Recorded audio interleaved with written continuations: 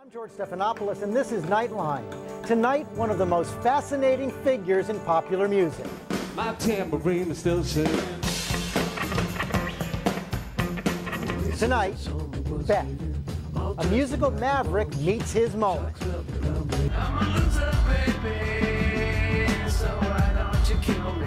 It's been more than a decade since Beck arrived with Loser, a surreal homemade hit that rode a hip-hop beat to become a slacker anthem. It could have turned him into a one-hit wonder.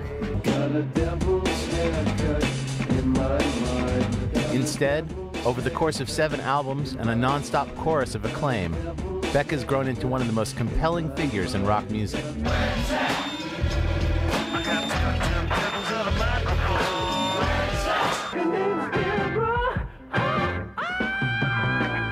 And with his talent for collage, he's created a freewheeling mix of rock, hip-hop, traditional musics, and some sounds that usually only come out of video games. Your beat is nice.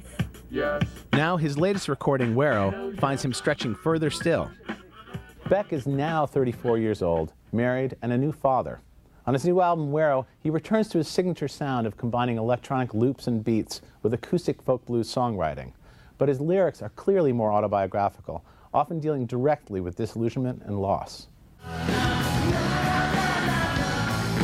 We first caught up with Beck last month at a packed London club on the eve of the new album's release, and an open-ended touring schedule, and the biggest marketing offensive of his career. From an appearance on Saturday Night Live,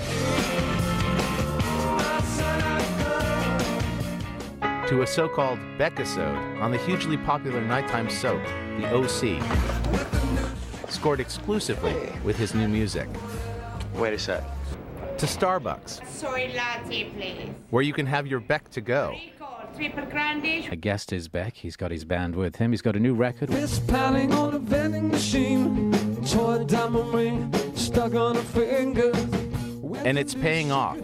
Wero entered the Billboard chart at number 2, the highest position of Beck's career.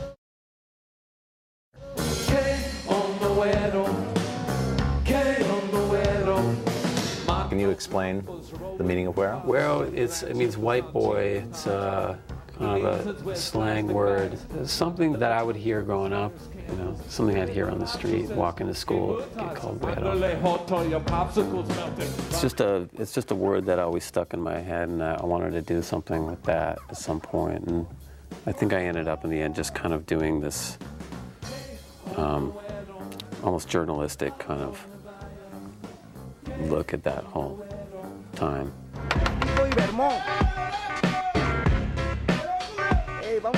The vibrant culture clash of the poor Los Angeles neighborhood where Beck grew up seems to have inspired a love of collage, of mixing and contrasting unlikely combinations.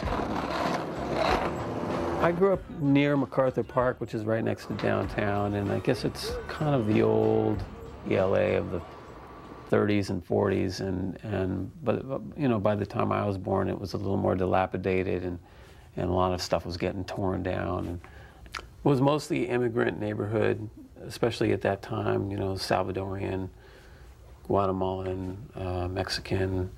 There was some Korean, and it just kind of a mix of everything.